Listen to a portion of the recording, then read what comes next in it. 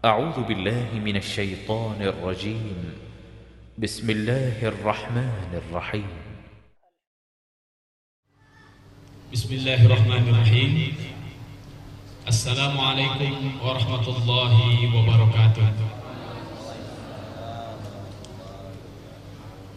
الحمد لله رب العالمين، وبه نستعين على أمور الدنيا والدين. الصلاة والسلام على أشرف الأنبياء والمرسلين، سيدنا ومولانا وشفيعنا محمد صلى الله عليه وسلم، وعلى آله وأصحابه ومن اتبعهم ومن سار على نهجه إلى يوم الدين. أشهد أن لا إله إلا الله، وأشهد أن محمدا عبده ورسوله الذي لا نبي بعده. فقل ربي زدني علما وارزقني فهما. اللهم افتح لنا حكمتك وانشر علينا رحمتك من خزائن رحمتك يا أرحم الراحمين. آمين الله يا رب العالمين.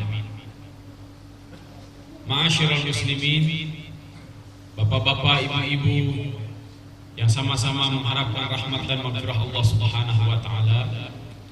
Wabil khusus orang tua saya, Bapak Haji Ambis Bulungan, guru saya Ustaz Kiai Haji Azwar Riza, Ustaz Turmuzi, dan para alim ulama yang lain yang saya tidak bisa sebutkan satu-satu. Bapak Ibu semuanya, para santri, alhamdulillah sore yang sangat spesial ini Allah Subhanahu wa taala kembali pertemukan kita semuanya. Kita semuanya memohon kepada Allah Subhanahu wa taala agar acara ini menjadi acara yang senantiasa mendapatkan berkah dari Allah Subhanahu wa taala. Siapapun yang hadir di acara ini, semoga Allah Subhanahu wa taala ampunkan seluruh dosa-dosanya. Semoga Allah Subhanahu wa taala tambahkan rizkinya. Semoga Allah Subhanahu wa taala pertemukan jodohnya.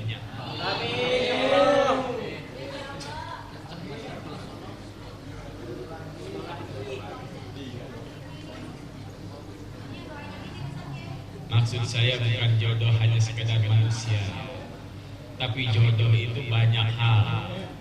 Ilmunya berjodoh, semangatnya berjodoh, jiwanya, pikirannya, semangatnya berjodoh. Jadi pertemuan ini bukan hanya pertemuan jasad, akan tetapi pertemuan ini adalah pertemuan jiwa kita. Pertemuan ini adalah pertemuan pikiran kita. Pertemuan ini adalah pertemuan semangat kita, dan semoga Allah Subhanahu wa taala mempertemukan kita semua itu. Salawat dan salam semoga senantiasa tercurah kepada Rasulullah sallallahu alaihi wasallam, kepada keluarganya, para sahabatnya, tabi'in, atba'ut tabi'in, dan kepada siapa saja yang senantiasa mengikuti sunnahnya hingga akhir zaman. Semoga kita semuanya termasuk orang-orang yang bersabar dan istiqomah mengikuti sunnah Rasulullah sallallahu alaihi wasallam hingga akhir hayat kita. Allahumma amin. Hadirin kaum muslimin rahimakumullah,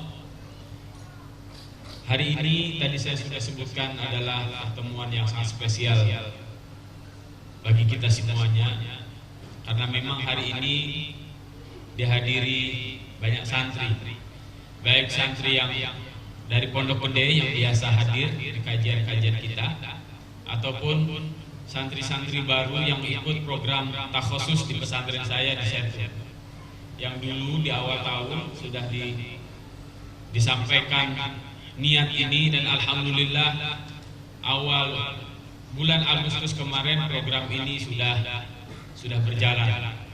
Saya dan teman-teman semuanya memohon doa dari Bapak Ibu semuanya, semoga program ini menjadi program yang senantiasa mendapatkan kemudahan dari Allah Subhanahu wa taala dan rahmatnya, sehingga nanti 1 tahun berjalan teman-teman kita semuanya bisa menghatamkan Al-Quran dan tulis tafsirnya. Allahumma amin. Dan hari ini pun sebenarnya tidak seperti biasa saya membawa keluarga saya secara pribadi. Saya bawa istri muda saya sebelah sana, Pak Haji. Saya katakan istri muda karena memang istri saya masih muda. Dan saya juga membawa seluruh anak-anak saya, 4 anak saya. Alhamdulillah baru 4. Allah anugerahkan dan insya Allah targetnya 12 minimal ya. Baik Bapak Ibu yang dirahmati Allah Subhanahu wa taala, cukup perkenalannya.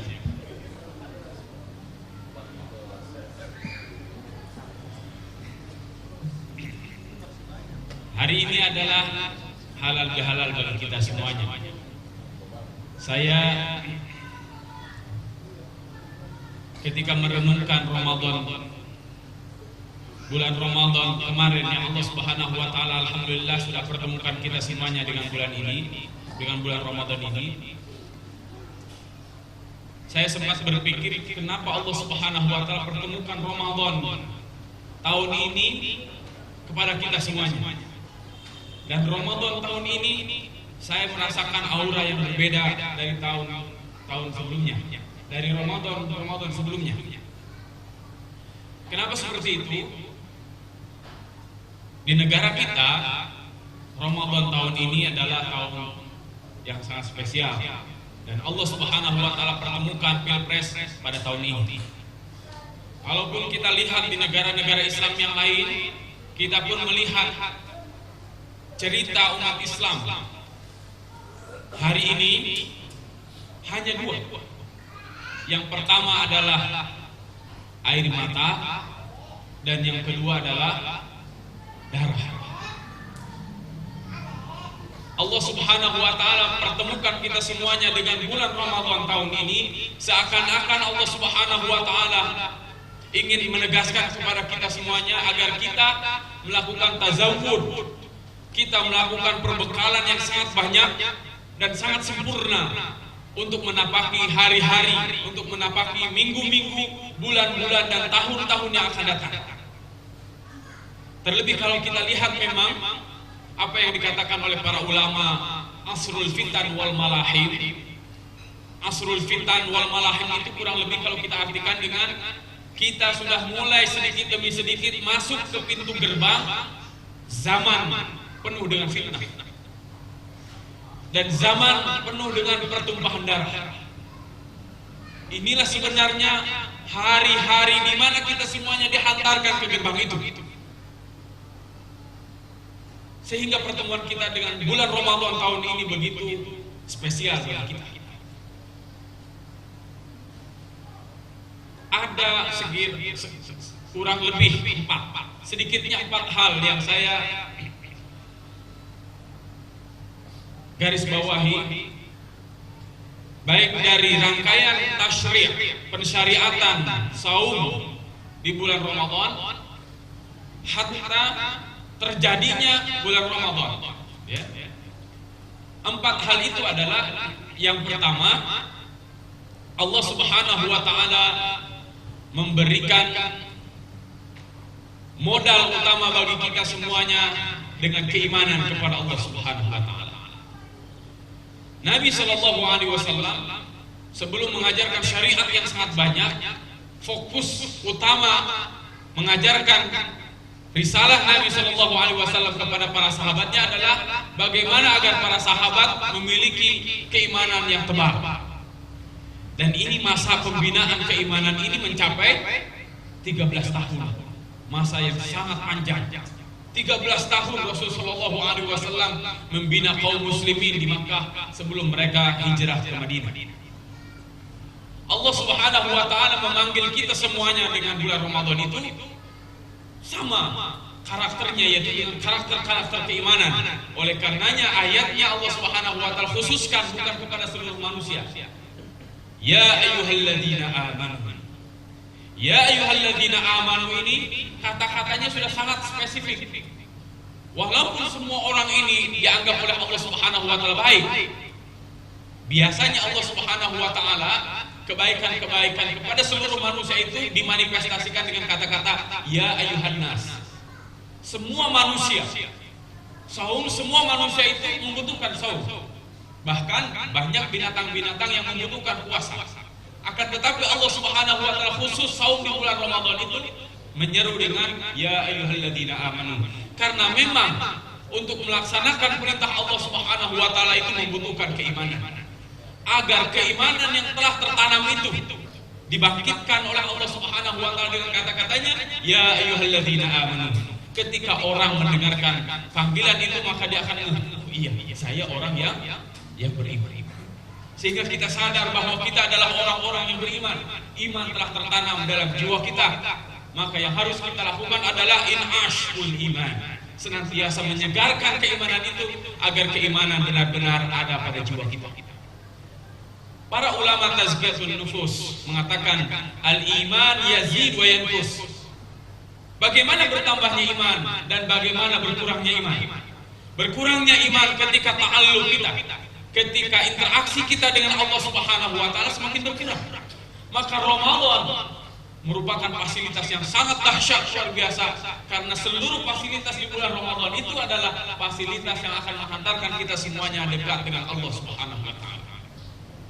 Walaupun secara umum untuk mengokohkan keimanan itu para ulama mengatakan ada 3 jalan. Yang pertama adalah jalannya adalah dengan dalil akli. Manusia itu sendiri menumbuhkan daya kritisnya dengan melakukan analisa, dengan melakukan observasi seseorang terhadap dirinya dan terhadap alam semesta, maka mereka akan dihantarkan pada satu titik bahwa dirinya alam semesta ini begitu teratur. Maka ada satu pertanyaan yang sangat mendasar, siapa yang mengatur kita semuanya? Pertanyaan itulah yang akan menghantarkan seseorang kepada ketundukan. Pertanyaan itulah yang akan menghantarkan seseorang kepada tingkat bahwa dirinya tidak jadi dengan sendirinya, bahwa dirinya ada karena ada yang mengadakan. Dirinya teratur, jagat raya ini teratur karena ada yang maha mengatur. Dan semua itu akan menghantarkan seseorang pada ketundukan hanya kepada Allah Subhanahu wa taala. Tauhid rububiyah ini kata para ulama maknanya seseorang meyakini bahwa tiada pencipta selain Allah Subhanahu wa taala, tiada pemberi rezeki selain Allah Subhanahu wa taala, dan tiada pengatur segala hal kecuali Allah Subhanahu wa taala. Ini yang pertama, bagaimana cara kita meningkatkan kualitas keimanan kita. Yang kedua adalah dengan memahami Al-Qur'an dan sunnah Nabi sallallahu alaihi wasallam. Dengan berinteraksi dengan Al-Quran dan sunnah Nabi SAW, kecintaan kita akan senantiasa tumbuh. Karena ketika kita membaca Al-Quran, seakan-akan kita sedang berdialog dan berdiskusi dengan Allah Subhanahu wa taala. Ali karramallahu wajhah mengatakan, Al-Quran itu adalah ghidhaur ruh, makanan bagi jiwa kita. Siapapun yang menjauh dari Al-Quran, seakan-akan mereka adalah manusia-manusia kurang vitamin. Ya. Manusia yang menjauh dari Al-Quran adalah manusia yang kurang vitamin. Cuma vitaminnya bukan vitamin jasad, tapi vitaminnya vitamin rohani. Ini interaksi dengan Al-Quran dan sunnah Nabi SAW. Apapun masalah kehidupan kita sudah ada di dalam Al-Quran dan sunnah Nabi SAW. Tinggal hari ini mau atau tidak kita mengkaji Al-Quran. Umar ibn Khattab radhiyallahu anhu telah menegaskan, seandainya aku hilang tali pengikat untaku, maka aku akan cari di mana? Ternyata carinya di Al-Quran. Aneh, masa Umar ibn Khattab radhiyallahu anhu mengatakan seperti itu? Kalau pengikat untaku hilang, maka aku akan cari di dalam Al-Quran. Mungkin secara rasional tidak masuk akal. Akan tetapi kalau kita lihat substansialnya sangat logis, sangat logis dan sangat logis. Hadirin kaum muslimin rahimakumullah, Al-Quran, sunnah Nabi SAW sudah sangat mudah untuk kita dapat. Ada seorang ulama mengatakan, seandainya zaman dahulu seperti hari ini, maka kegemilangan Islam akan sangat luar biasa. Jangankan kodifikasi Al-Quran dan Sunnah Nabi Shallallahu Alaihi Wasallam, ada seseorang ulama yang mengatakan, berkomentar tentang kitab Fathur Rahman. Kitab Fathur Rahman itu kitab indeks untuk mencari ayat-ayat Al-Quran. Kitab Fathur Rahman itu dikarang abad-abad sekarang, abad-abad sekitar abad ke-16, 17. Para ulama mengatakan seandainya kitab Fathur Rahman ini sudah dikodifikasi pada zaman tabi'in, maka kemajuan di zaman tabi'in itu akan melampaui 10 kali lipat yang mereka capai. Ada para ulama hadis mengatakan seandainya kitab Mu'jam Mufakhras li Al-Fadil Hadis telah terkodifikasi pada zaman tabi'in, maka zaman setelah tabi'in itu akan mengalami kemajuan yang jauh lebih maju daripada zaman yang mereka alami. Artinya seharusnya zaman kita lebih maju daripada zaman-zaman sebelumnya, karena seluruh fasilitas yang kita butuhkan sudah ada di tangan kita semua. Hadirin kaum muslimin rahimakumullah. Tapi memang sayangnya zaman begitu luar biasa perkembangannya, fasilitas-fasilitas untuk mengkaji Islam begitu luar biasa bertebaran, akan tetapi terkadang hal itu tidak kita gunakan untuk semakin dekat dengan Allah Subhanahu wa taala. Kemudian yang terakhir, cara meningkatkan keimanan kita adalah dengan fitrah kita. Kalau istilah Pak Ahdi itu God spot seseorang, titik Tuhan. Kalau kata para ulama, fitrah manusia itu adalah al-Islam. Kullu mauludin yuladu 'alal fitrah. Setiap yang dilahirkan terlahir dalam keadaan fitrah. Imam Al-Bukhari dan imam-imam yang lainnya mengatakan al-fitrah hiya al-Islam. Yang dimaksud fitrah itu adalah Islam. Jadi kembali fitrah itu arti yang tepat itu bukan kembali kepada kesucian, bukan. Akan tetapi kembali kepada al-Islam, kembali melaksanakan syariat Islam. Ya. Ini yang pas menurut pandangan saya, karena para ulama mengatakan fitrah itu adalah al-Islam. Hadirin kaum muslimin rahimakumullah, maka keimanan inilah, ketakwaan inilah yang kita butuhkan hari ini. Dan keimanan inilah menjadi modal bagi kita semuanya untuk melakukan mapping siapa sebenarnya saudara-saudara kita dan siapa sebenarnya yang bukan saudara kita seiman. Ya, jangan sampai terjebak oleh hanya sekedar isu. Jangan sampai hanya terjebak sebatas publikasi media. Karena hari ini banyak orang yang mengatakan orang ini muslim tapi sejatinya bukan orang Islam. Orang Syiah ini Islam tapi sejatinya mereka bukan. Banyak orang yang terjebak dengan ISIS itu kaum muslimin karena namanya Daulah Islamiyah. Tapi para ulama, jumhur para ulama di dunia hari ini mengatakan bahwa ISIS bukan mencerminkan umat Islam. Karena sangat jauh dari prinsip-prinsip Islam jika dibandingkan dengan apa yang mereka lakukan. Ya. Ini keimanan ini sangat penting dan hal yang sangat luar biasa harus kita miliki dan harus kita paham betul tentang keimanan ini. Ramadan kemarin menghantarkan kita semuanya menjadi orang-orang yang imannya hidup, yang imannya semakin tebal. Karena Allah Subhanahu wa taala pupuk dengan berbagai macam fasilitas yang akan menghantarkan kita semuanya pada tingkat keimanan yang tinggi. Kemudian yang kedua, kalau kita perhatikan sepanjang Ramadan kemarin, hal yang sangat penting harus kita perhatikan adalah al-ukhuwah bainal muslimin, persaudaraan sesama umat Islam. Kalau yang pertama tadi adalah keimanan, Islam atau bukan, orang yang beriman atau bukan. Maka yang kedua, ketakwaan, keimanan, Islamnya seseorang itu akan sempurna kalau mereka memperhatikan al-ukhuwah, persaudaraan. Kita bisa melihat bagaimana Rasulullah SAW ketika hijrah dari Makkah ke Madinah, maka hal yang pertama kali yang dilakukan oleh Rasulullah SAW adalah al-mu'akhat bainal muslimin, al-mu'akhat bainal muhajirin wal ansar, mempersaudarakan seluruh muhajirin dan seluruh ansar. Syekh As-Sa'di di dalam tafsir Taisir Karimir Rahman ketika membahas A'udzubillahi minasyaitonirrajim. Ya ayyuhalladzina amanu taqullaha haqqa tuqatih wa la tamutunna illa wa antum muslimun wa'tasimu bihablillahi jami'an wa la tafarraqu. Al-ayat. Beliau mengatakan seseorang tidak akan pernah sempurna ketakwaannya jika dirinya hanya sebatas memperhatikan hubungan dia dengan Allah Subhanahu wa taala. Maka ayat ini semakin mempertegas orang yang bertakwa itu siapa? Mereka yang senantiasa menjaga hubungannya dengan Allah Subhanahu wa taala dan juga wala tafarraqu.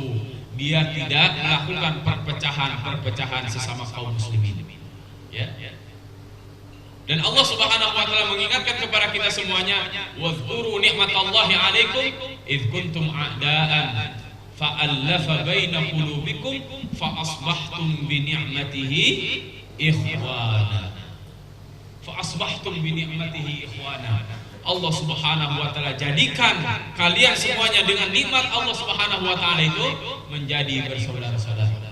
Menjadi bersaudara. Kita bersaudara bukan hanya sebatas karena kita orang Indonesia. Karena banyak orang Indonesia sesama orang Indonesia belum pernah ketemu. Akan tetapi selain itu, selain satu bangsa dan satu negara, kita semuanya adalah satu tauhid, satu iman. Saya datang ke sini saya sangat yakin karena keimanan kita semuanya. Kita dipertemukan oleh Allah Subhanahu wa taala dan dipersaudarakan oleh Allah Subhanahu wa taala karena keimanan yang kita miliki. Dan ukhuwah ini merupakan buah dari iman yang sempurna. Ukhuwah adalah buah yang sempurna dari ketakwaan yang kita miliki. Hadirin kaum muslimin rahimakumullah. Al-ukhuwah, persaudaraan itu bisa secara persaudaraan secara nasab, ya. Yang kedua, persaudaraan secara akidah. Innamal mu'minuna ikhwatun. Para ulama tafsir mengatakan kenapa di situ dikatakan ikhwah? Kenapa di situ dikatakan akhun? Karena Allah Subhanahu wa taala hendak menjabarkan kepada kita semuanya, siapapun mereka yang telah mengucapkan dua kalimat syahadat, maka seakan-akan mereka satu nasab dengan kita. Seakan-akan satu nasab dengan kita. Oleh karenanya dikatakan dengan ikhwah. Ikhwah itu adalah saudara sedaging. Ikhwah itu saudara-saudara. Kita sesama seorang muslim dipersaudarakan oleh Allah Subhanahu wa taala seakan-akan mereka semuanya adalah satu keturunan, satu darah dan satu daging dengan kita semuanya. Oleh karena itu Rasulullah SAW menegaskan, jaga kehormatan kaum muslimin. Ketika ada seseorang yang mencela kaum muslimin, maka fusuk dia, maka berdosa dia. Ketika ada seseorang berani mengalirkan darah saudaranya se-Islam, maka dia bisa masuk ke dalam kekafiran. Rasulullah SAW pernah bersabda, "Sibabul muslimi fusuqun wa qitaluhu kufrun." Sibabul muslimi, mencaci maki seorang muslim, fusuq, berdosa dia. Wa qitaluhu kufrun, dan membunuh seorang muslim adalah kafir. Hadirin kaum muslimin rahimakumullah. Oleh karena itu persaudaraan sesama kita harus kokohkan. Karena hari ini banyak orang yang ingin menjadikan kita semuanya, baik umat Islam khususnya ataupun bangsa Indonesia umumnya, agar mereka berpecah belah. Politik paling dahsyat dari zaman dahulu, sejak zaman Fir'aun, sebagaimana Allah Subhanahu wa taala sebutkan dalam surat Al-Qasas ayat 4. A'udzu billahi minasyaitonir rajim. Bismillahirrahmanirrahim. Inna fir'auna 'ala fil ardi wa ja'ala ahlaha syi'an yastad'ifu ta'ifatan minhum yudhabbihu abna'ahum wa yastahyi nisa'ahum. Al-ayat. Sesungguhnya Fir'aun itu orang yang paling congkak di muka bumi.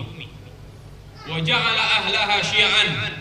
Fir'aun untuk melanggengkan kecongkakannya, untuk melanggengkan kekuasaannya, dia menjadikan masyarakatnya syi'an. Syi'an itu berkelompok-kelompok. Yastad'ifu ta'ifatan minhum. Dia mengangkat satu kelompok ini, kemudian menindas kelompok yang lain. Istilah kita dalam peribahasa kita, ini adalah politik belah bambu. Yang namanya membelah bambu, yang satu diinjak, yang satu diangkat. Kita sesama umat Islam, kita sesama warga negara bangsa Indonesia, jangan sampai dipecah belah oleh orang lain. Jangan sampai kita dipecah belah oleh isme yang lain. Jangan sampai kita dipecah belah oleh ajaran-ajaran dan pemahaman-pemahaman yang lain. Umat Islam semuanya bersaudara. Apapun ormas Anda, apapun harokah dakwah Anda, apapun partai Anda, ketika semuanya mengatakan asyhadu alla ilaha illallah wa asyhadu anna muhammadar rasulullah, maka kita semuanya bersaudara. Kita perhatikan bagaimana para sahabat radhiyallahu anhum, Muhajirin dan Ansar. Ketika Muhajirin datang ke Madinah, maka para Ansar mengatakan, wahai saudaraku, saya memiliki banyak harta, saya memiliki banyak rumah, dan bahkan istri saya pun banyak. Silahkan Anda pilih mau yang mana. Masya Allah, luar biasa. Berlapang dadanya terhadap saudara-saudaranya. Ketika saudaranya mendapatkan kesulitan, Muhajirin hijrah dari Mekah ke Madinah tidak bawa apa-apa. Kalaupun membawa sesuatu secukupnya. Mereka membutuhkan banyak hal. Ketika telah sampai di Madinah, maka Al-Ansar, kaum Ansar langsung membantu kaum muslimin, dan mereka memposisikan Muhajirin itu persis seperti saudaranya sendiri.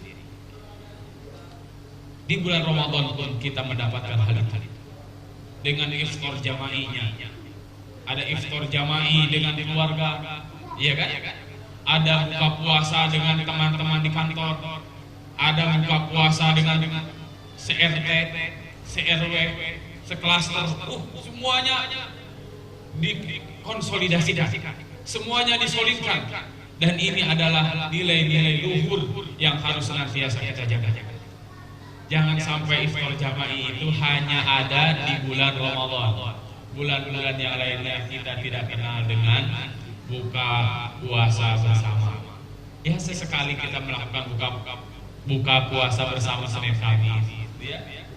Kita sesekali melakukan buka bersama Ayyamul Bid, saum sunnah di pertengahan bulan. Jangan sampai ngolos semuanya. 11 bulan kalau enggak Ramadan, enggak pernah kita buka puasa bersama. Ya? Karena hal ini merupakan fasilitas dari Allah Subhanahu wa taala bagi kita semuanya untuk berkonsolidasi sesama kaum muslimin agar ukhuwah persaudaraan di antara kita tetap senantiasa terjaga. Ini yang kedua. Ya. Kemudian yang ketiga yang kita bisa catat dari perjalanan Ramadan kemarin, hadirin kaum muslimin rahimakumullah, setelah al-ukhuwah, setelah persaudaraan adalah pengokohan perekonomian kita. Saya katakan tadi persaudaraan sangat penting untuk kita perhatikan, karena hari ini dan bulan-bulan ke depan kita akan diuji oleh Allah Subhanahu wa taala, baik persaudaraan sesama nasab, sesama umat Islam, ataupun secara bernegara, terutama setelah keputusan MK. Ya, betul? Setelah keputusan MK diketuk palu, maka ujian pertama yang akan dihadapi oleh kita sebagai umat Islam dan bangsa Indonesia adalah ujian persaudaraan. Apakah kita menjadi orang-orang yang legowo atau tidak?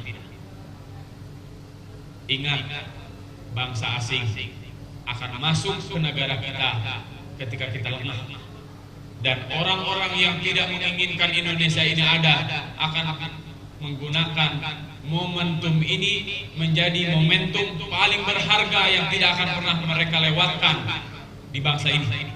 Dan seluruh bangsa-bangsa, kalau kita lihat Mesir, penggulingannya Mesir, kekacauan Mesir terjadi ketika pergantian presiden.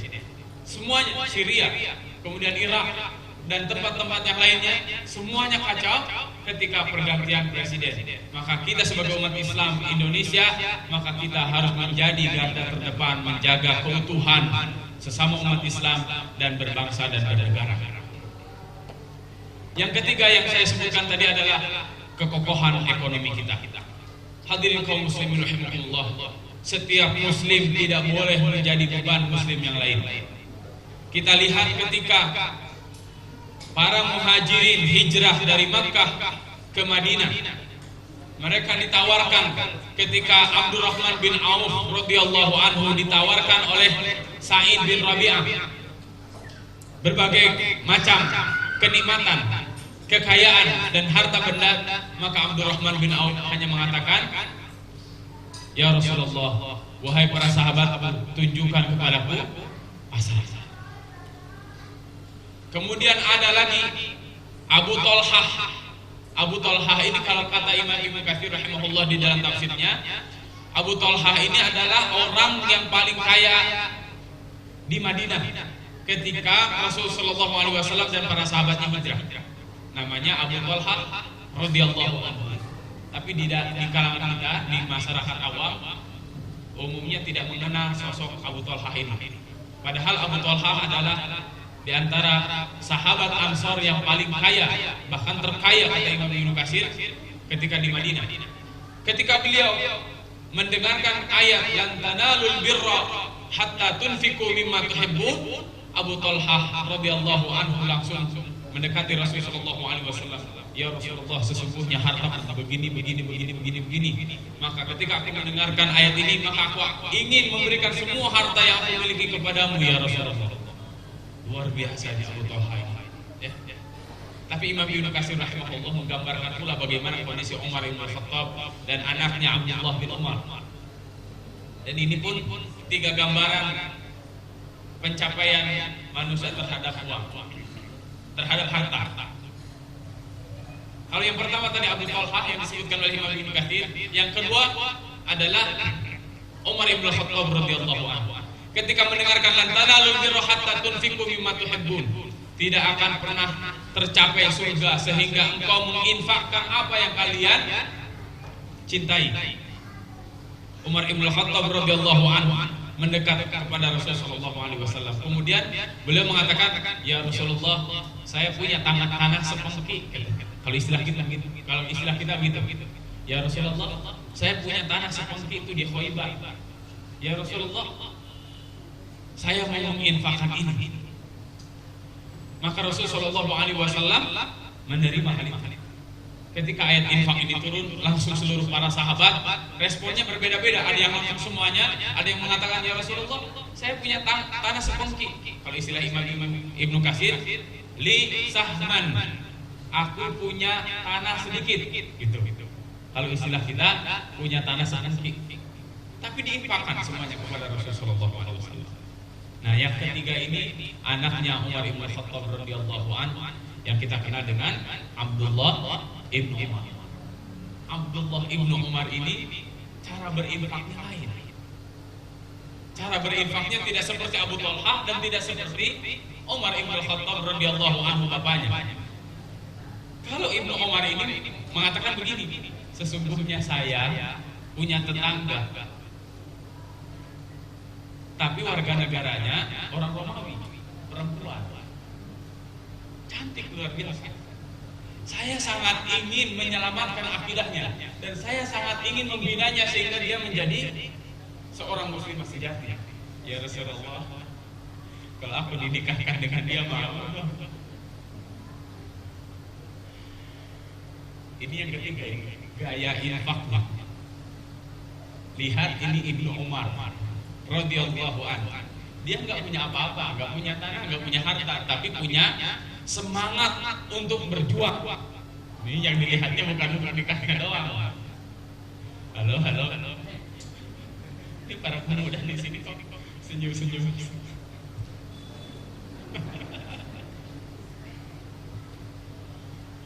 Masya Allah. Hanya punya semangat untuk membina, untuk mendidik, maka itu pun dikeluarkan. Hadirin kaum muslimin rahimakumullah. Yang saya ingin katakan, pengokohan ekonomi itu bukan kita harus menjadi orang-orang kaya semuanya. Kenapa? Karena yang namanya rizki sudah diatur oleh Allah Subhanahu wa taala. Ya. Allah Subhanahu wa taala ada menjadikan orang rizkinya tak tertahan. Banjir aja ngalir terus.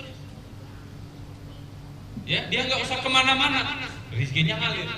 Ada juga orang yang urusan rizki ini BP 20. Kalau zaman dulu kita kenalnya cuma BP berapa di sekolah tuh? Ya BP 7. BP 3. BP 3. Kalau ini BP-nya sampai BP 20. Berangkat pagi-pagi, pulang petang-petang, penghasilan pas-pasan, kepala puyeng-puyeng, pinggang pegal-pegal, pantat peot-peot. 20. Ada orang yang sudah adu belajar istilahnya, kepala jadi kaki, kaki jadi kepala, hartanya ada tiba-tiba nggak dapat harta. Yang saya maksudkan pengokohan harta, pengokohan ekonomi itu bukan banyak atau sedikit, tapi yang saya ingin tegaskan adalah halalkah harta kita atau tidak, haramkah harta kita atau tidak, atau mungkin harta kita banyak yang syubhat, banyak yang nggak jelas. Ya, ini yang sangat penting. Karena banyak orang-orang kaya berlimpah hartanya tapi tidak menikmati kekayaannya. Ada orang yang biasa-biasa saja dari segi harta tapi dia begitu menikmati harta. Bahkan ada orang yang nggak punya harta tapi dia menikmati hartanya. Ya. Keberkahan yang saya maksudkan dalam pengokohan harta itu. Karena keberkahan ini sangat mudah kalau kita ikuti rule keberkahan, dan keberkahan ini akan menjauh kalau kita tidak mengikuti rule keberkahan itu. Keberkahan harta itu akan kita dapatkan minimal dengan dua hal. Yang pertama adalah keluarkan yang wajibnya. Keluarkan yang wajibnya dari harta kita itu adalah zakat.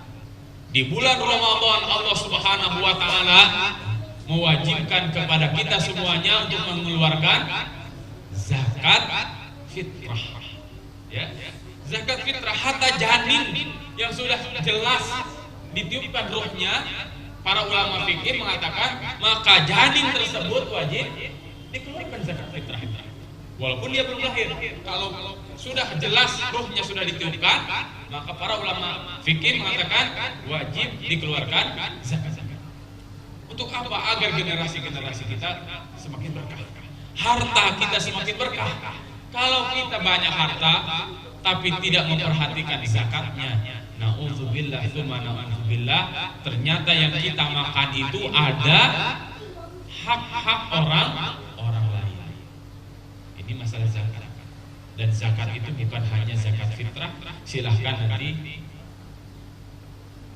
lakukan kajian-kajian di kesempatan yang lain tentang zakat, ya. Dan insya Allah Kiai Haji Azwar Riza ini adalah di antara pakar-pakar zakat. Karena beliau ini dulunya sebenarnya aktivis dompet du'afa. Jadi paham betul tentang dunia berzakatan. Kemudian yang kedua yang sunnahnya. Yang sunnahnya dari harta kita itu adalah sedekah. Yang sunnahnya dari harta kita adalah infak.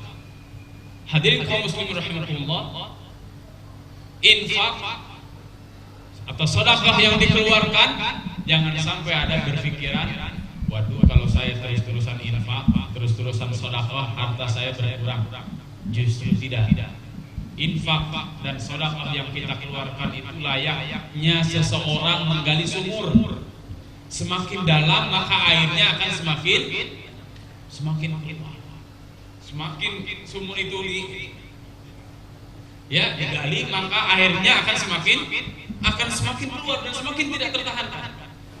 Orang yang merajinkan infak dan sedekah di pagi hari, maka seluruh para malaikat berdoa kepada orang tersebut, ya Allah, berikan orang ini keberkahan, bukakan pintu rizki kepada orang-orang ini, ya Allah.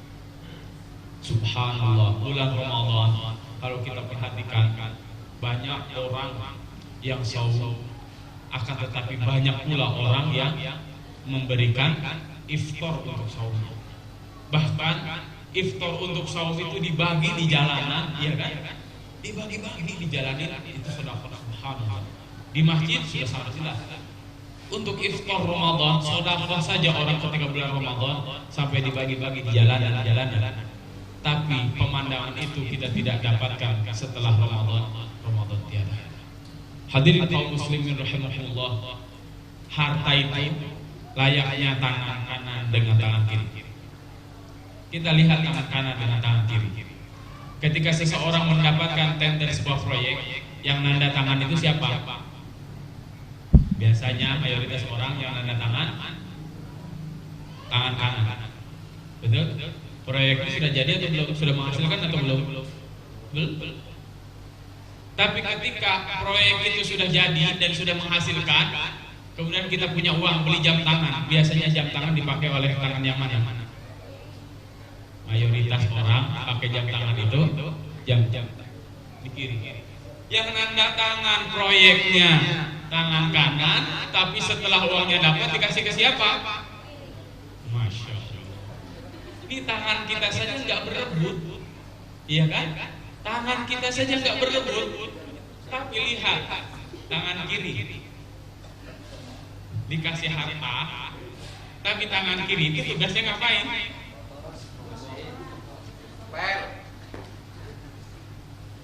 Nggak protes, tangan kiri nggak protes.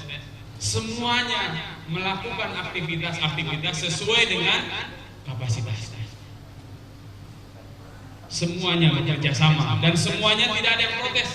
Ini hukum-hukum di alam. Hadirin kaum muslimin rahimahullah, harta itu tidak boleh terkumpul hanya pada seseorang. Ya, kaila yakuna dulatan bainal aghniya'i minkum. Islam bukan kapitalis. Islam beda dengan kapitalis. Kalau kapitalis sistem harta hanya dikuasai oleh sebagian orang. Tapi kalau di dalam Islam harta itu harus didistribusikan kepada seluruh umat manusia. Di antaranya dengan ada sistem zakat, infak dan sedekah. Hadirin kaum muslimin rahimahullah. Dengan terdistribusikannya harta-harta yang kita miliki, bagi kita secara pribadi dan keluarga, harta itu akan semakin berkah. Bagi umat Islam pun, umat Islam akan semakin bermarwah, akan semakin terhormat karena terhindar dari kemiskinan demi kemiskinan. Ini tentang harta. Dan Islam sekali lagi tidak mencela harta. Bahkan Islam menganjurkan kepada setiap umat Islam ketika mereka hendak sholat ke masjid, Allah Subhanahu wa taala menegaskan, khudhu zinatakum inda kulli masjid. Khudhu zinatakum. Bawa perhiasan kalian setiap kalian hendak ke masjid. Tapi bukan berarti seluruh emas yang ada di rumah kita dimasukin ke karung kemudian kita bawa-bawa ke masjid. Bukan begitu maksudnya. Ya? Bukan begitu maksudnya. Semua gelang semuanya dimasukin ke karung kemudian kita bawa-bawa ke masjid. Bukan begitu maksudnya. Ketika kita masuk ke masjid, maka berpakaianlah. Ketika kita masuk ke masjid, maka berpenampilanlah yang sangat layak, karena kita akan bertemu dengan Allah Subhanahu wa taala. Mau bertemu dengan presiden saja, mau bertemu dengan gubernur, jangankan itu, mau hadir di majelis ilmu saja seperti ini, semua orang ingin berpenampilan yang layak. Ini menunjukkan harta kita harus kita jaga. Islam tidak membenci harta, bahkan Islam menyuruh kita semuanya untuk kaya agar kita bisa zakat, agar kita bisa infak, agar kita bisa sedekah, agar kita bisa naik haji, agar kita bisa melakukan umrah. Semoga Allah Subhanahu wa taala menjadikan kita semuanya seperti ini. Ini yang ketiga tentang harta. Dan para sahabat radhiyallahu anhum menunjukkan itu, kita pun membutuhkan iman. Yang keempat, yang terakhir adalah tumbuhkan jiwa patriotisme dalam jiwa kita. Tumbuhkan semangat juang dalam jiwa kita. Kalau kita lihat kewajiban Ramadan ini, saum di bulan Ramadan ini adalah tahun kedua dan pada bulan Sya'ban. Ketika Ramadan, pas Ramadan, para sahabat radhiyallahu anhu diperintahkan oleh Allah Subhanahu wa taala berjihad. Walaupun memang sebelumnya tidak ada niat untuk jihad. Tidak ada niat untuk berperang maksud saya. Karena niatnya memang hanya sebatas mencegah rombongan kafir Quraisy yang dulu mereka mengambil harta kaum muslimin dan mereka sudah melakukan perjalanan dari Syam. Ya kan? Maka terjadilah di situ perang yang disebut dengan perang Badar. Dan perang Badar itu terjadi ketika bulan Ramadan. Hadirin kaum muslimin rahimakumullah. Hadirin kaum muslimin rahimakumullah. Ramadan tahun ini mengingatkan kita semuanya dengan jiwa-jiwa para pejuang. Hadirin kaum muslimin rahimakumullah. Ramadan tahun ini seakan-akan Allah Subhanahu wa taala menegaskan kepada kita semuanya, "Hei orang-orang yang beriman, jadilah kalian semuanya para pejuang, bukan menjadi para pengecut." Walaupun hari ini para ustaz, para kiai, para ulama sangat berhati-hati membahas masalah perjuangan. Kenapa? Karena hari ini orang-orang yang benci terhadap Islam itu sudah mengimajikan perjuangan atau bahasa agamanya jihad itu dengan image yang sangat buruk. Ya, dengan image yang sangat buruk. Padahal Islam mewajibkan kita semuanya untuk senantiasa berjuang. Dan negara ini menjadi negara yang merdeka hasil dari perjuangan para ulama dan para sahabat. Negara ini bisa terbebas dari seluruh penjajah karena negara ini masih banyak para pejuangnya, terutama para ulama dan para santri. Silakan bapak-bapak haji buku Api Sejarah Profesor Dr. Ahmad Mansur Surya Negara. Kemudian buku tipis sama pengarangnya Profesor Dr. Ahmad Mansur Surya Negara menemukan sejarah judulnya, menemukan sejarah. Kemudian yang kedua Api Sejarah. Ya, beliau mengatakan sesungguhnya yang paling berkontribusi terhadap kemerdekaan negara kita adalah para ulama dan santrinya. Para ahli sejarah mengatakan kenapa Republik Indonesia ini disebut dengan Negara Kesatuan Republik Indonesia. Negara Kesatuan Republik Indonesia ini mencerminkan dua hal. Pertama, secara teritori memang kita semuanya disatukan dari Sabang sampai Merauke. Kemudian secara ideologis, karena memang dari Sabang sampai Merauke itu disatukan dengan semangat yang sama, yaitu semangat tauhid. Tauhid itu adalah mengesahkan Allah Subhanahu wa taala. Seandainya tanpa tauhid, maka negara yang besar ini tidak mungkin bisa bersatu.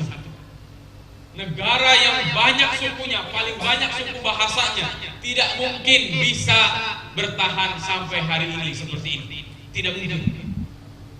Dan bapak-bapak, ibu-ibu, saudara-saudara semuanya bisa lakukan komparasi kajian terhadap negara-negara selain bangsa Indonesia. Ternyata seluruh negara-negara di Amerika, seluruh negara-negara di Eropa, dan seluruh negara-negara di benua-benua lain yang mayoritas umatnya bukan umat Islam, negaranya kecil-kecil. Kajian teritori. Dan dalam kajian saya mengatakan, kenapa mereka kecil-kecil? Ternyata teritori itu dipengaruhi oleh ideologi. Kenapa teritori mereka sangat kecil? Karena mereka sangat egois dan ideologinya adalah ideologi selain Islam. Tapi kalau negara-negara Islam, wabil khusus Indonesia, menjadi negara yang paling besar di dunia ini karena bangsa Indonesia diikat dengan satu semangat, yaitu semangat kalimatul tauhid. Asyhadu an la ilaha illallah wa asyhadu anna Muhammadar Rasulullah. Tanpa itu kita tidak bisa menjadi bangsa besar. Tanpa itu, hari ini kita bisa melihat upaya-upaya memisahkan wilayah kepulauannya dari negara kita. Hadirin kaum muslimin rahimakumullah, pertanyaannya, siapa yang akan tetap menjadikan bangsa ini menjadi bangsa besar? Siapa yang akan menjadikan negara ini menjadi negara yang disegani oleh bangsa-bangsa yang lain kalau bukan kita? Dan itu membutuhkan jiwa-jiwa yang memiliki semangat perjuangan. Kalau kita tidak memiliki semangat perjuangan untuk menegakkan kebenaran, maka pasti semangat perjuangannya adalah perjuangan lid-dunya. Hanya sekedar mencari dunia, hanya sekedar mencari sesuap nasi. Kalau perjuangannya sudah berubah, tujuan perjuangannya, semangat perjuangannya sudah berubah, yang tadinya untuk menegakkan al-Islam menjadi hanya sesuap nasi, maka tunggulah kehancurannya. Fantadhiris sa'ah, tunggulah kehancuran demi kehancuran. Kenapa bangsa kita dulu sangat disegani?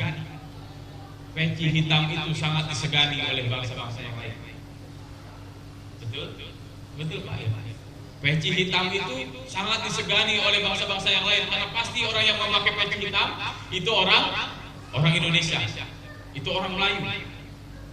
Hadirin kaum muslimin rahimakumullah, karena zaman dahulu mayoritas tokoh-tokoh Islam, pejuang-pejuang Islam sama tujuannya, orientasinya sama, bagaimana agar menjadikan bumi Indonesia ini menjadi baldatun thayyibatun wa rabbun ghafur. Baldatun thayyibatun sama dengan kalimat thayyibah. Kalimat thayyibah inilah yang akan menjadikan baldah thayyibah. Dan penegakan kalimat thayyibah agar menjadi baldah thayyibah itu membutuhkan semangat perjuangan. Dan semangat perjuangan inilah yang hari demi hari mulai pudar pada jiwa-jiwa kaum muda. Semangat berjuang inilah yang hari demi hari mulai pudar di kaum muda. Saya ingin ulang lagi. Semangat berjuang inilah yang hari demi hari mulai pudar pada jiwa-jiwa kaum muda.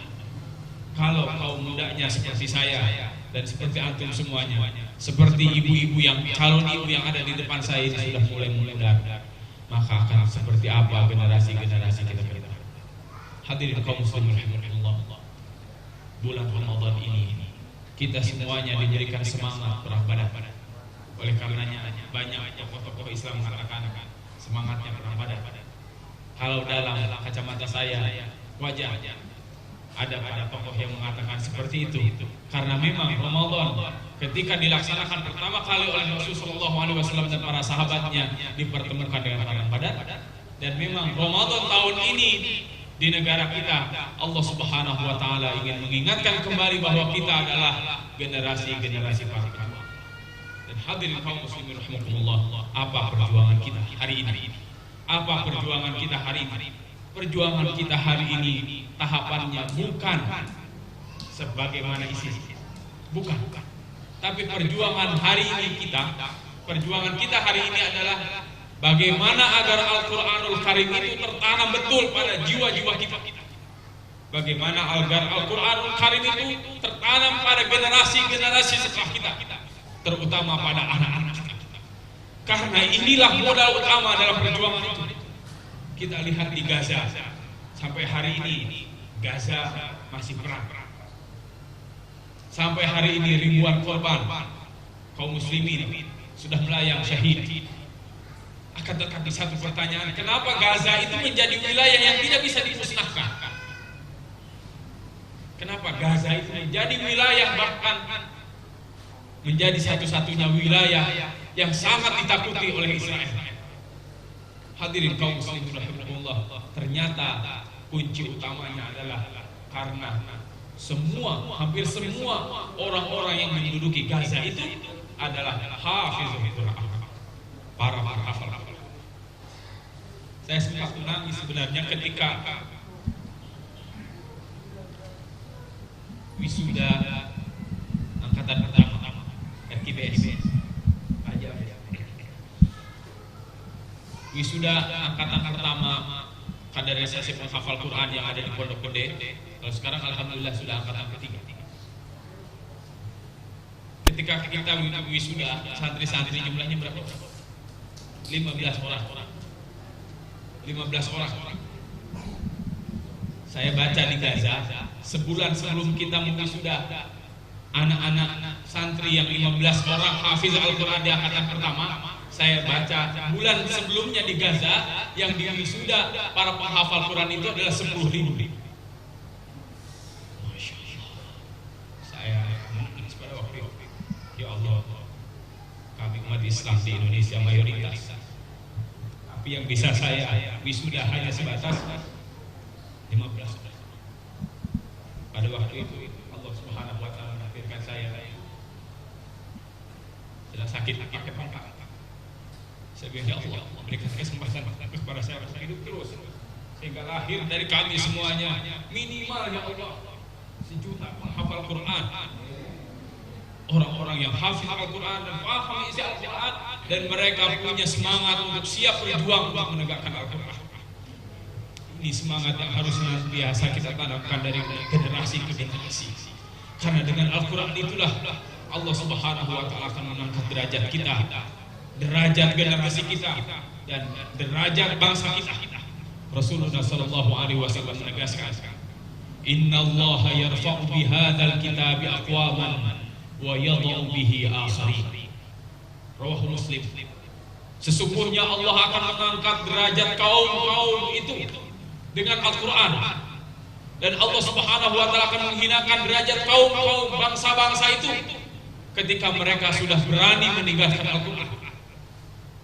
Dan saya ingat betul ketika Soekarno meluncurkan tarjamah Departemen Agama pertama pada bulan Ramadan, dan bulannya bulan Agustus pada waktu itu, Soekarno mengatakan, ketika bangsa kita berpegang teguh kepada Al-Quran, maka Allah akan mengangkat derajat bangsa ini setinggi-tingginya derajat. Dan ketika bangsa ini sudah meninggalkan Al-Quran, maka Allah Subhanahu wa taala akan menghinakan derajat bangsa ini sehina-hinanya. Hadirin kaum muslimin rahimakumullah, inilah yang diwariskan oleh Rasulullah sallallahu alaihi wasallam Nabi kita. Dan inilah pula yang diingatkan oleh presiden pertama kita, terlepas dari isu yang lainnya. Tapi semangat ini yang beliau tanamkan. Ketika ada anaknya tidak mendengarkan wasiat dari bapaknya, maka dia adalah anak durhaka. Betul? Ketika ada warga negara yang tidak mendengarkan wasiat presidennya agar senantiasa berpegang teguh kepada Al-Quran, maka mereka adalah warga negara yang tidak sama semangatnya dengan pemimpin. Hadirin kaum muslimin rahimakumullah, mudah-mudahan kalau pada bulan Ramadan kemarin kita selalu hafal Al-Quran, selalu bersama Al-Quran, mudah-mudahan Syawal ini kita sudah menghafal. Kalaupun ada yang belum khatam, ya mudah-mudahan terus kita jaga semangat. Ya mudah-mudahan Allah Subhanahu wa taala senantiasa menjaga kita semuanya. Semoga Allah Subhanahu wa taala menjadikan kita semuanya orang-orang yang sukses menjalani Ramadan kemarin, sehingga Ramadan always on, Ramadan senantiasa hidup dalam jiwa kita, dan semoga kita semuanya menjadi manusia-manusia yang beriman tebal, berukhuwah, menjaga persaudaraan sesama kita. Semoga Allah Subhanahu wa taala memberikan keberkahan pada harta-harta yang kita miliki dan Allah Subhanahu wa taala titipkan, dan semoga Allah Subhanahu wa taala jadikan kita semuanya manusia-manusia yang siap berjuang, dan semoga terlahir dari kita semuanya generasi-generasi para pejuang. Amin ya Allah ya rabbal alamin. Sekian yang bisa saya sampaikan. Semoga ada manfaat yang bisa didapatkan pada kesempatan kali ini. Wallahu a'lam bishawab. Jika ada yang mau menambahkan atau bertanya, saya persilakan kepada bapak-bapak dan ibu-ibu semuanya. Wassalamualaikum warahmatullahi wabarakatuh.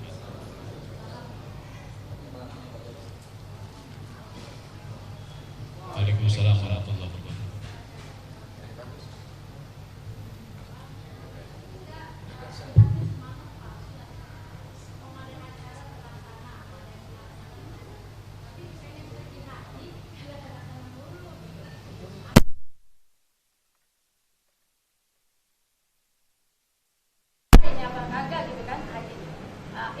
Kendalanya di mana Ustadz? Kita mau ngadain acara tuh, acara dunia tuh di lingkungan kita tuh terlaksana melulu gitu. Ngajuin anak yatim, akhirnya udah dianiaya kita, akhirnya terbebas dianiaya, akhirnya ada yang membuka jalannya gitu kan. kenapa kalau mau minta pergi haji belum sama umroh gitu. Yang lain kan ada orang yang 4 kali udah mandi umroh gitu kan. Oh kita susah banget apa gejalanya itu. Makanya kita pengen nanya itu.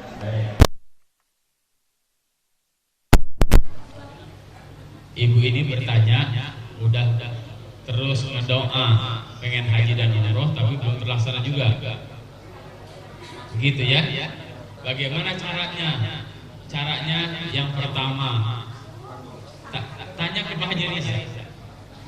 Karena beliau ini membuka Biro Haji dan Umroh, travel haji dan umroh.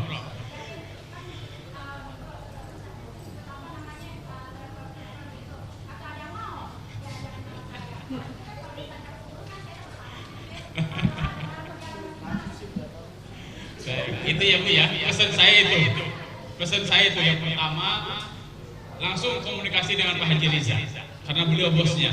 Yang kedua Bu, ini pengalaman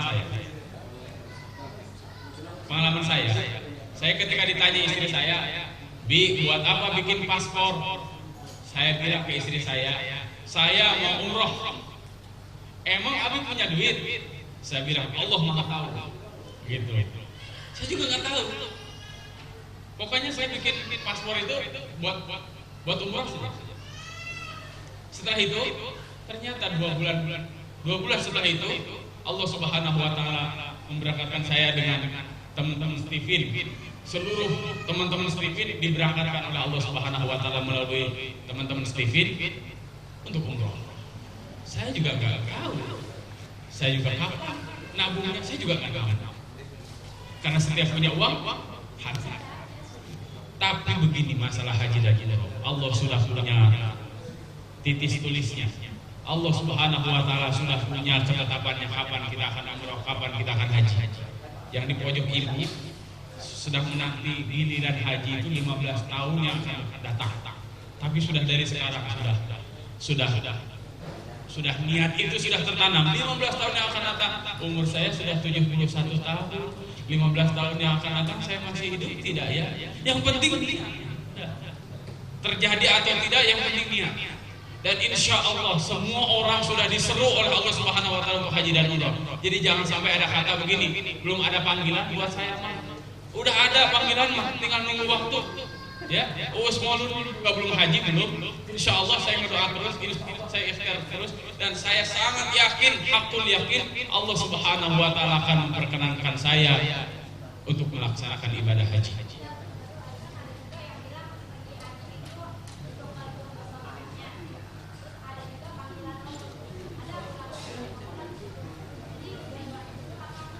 Dua-duanya betul.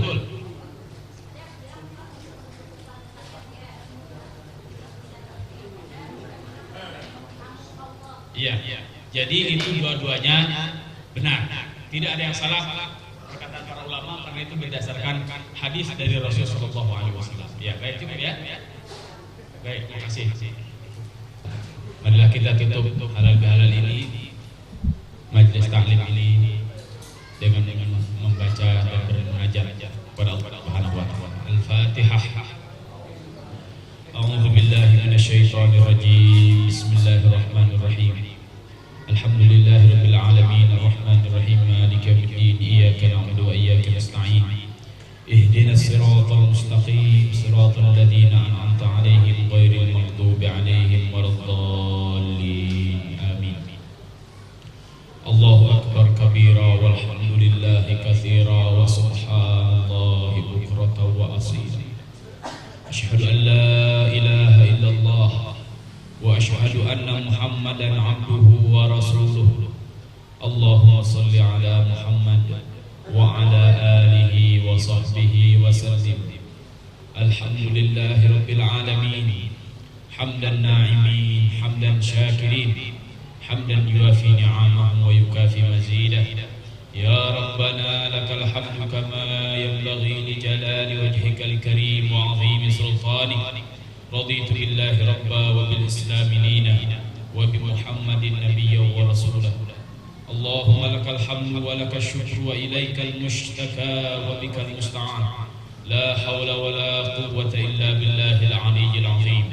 Rabbana zalamna anfusana فإن لم تغفر لنا وترحمنا لنكونن من الخاسرين رب اغفر لي ولوالدي وارحمهما كما ربياني صغيرا اللهم اغفر للمؤمنين والمؤمنات والمسلمين والمسلمات الأحياء منهم والأموات إنك سميع قريب مجيب دعوات اللهم إنا نسألك رضاك والجنة ونعوذ بك من سخطك والنار ونعوذ بك من سخطك والنار اللهم آتي نفسي تقواها وزكها أنت خير من زكاها أنت وليها ومولاها اللهم اجعلنا من أهل الخير ولا تجعلنا من أهل الضيق اللهم اجعلنا من أهل القرآن اللهم اجعلنا من أهل القرآن اللهم اجعلنا من أهل القرآن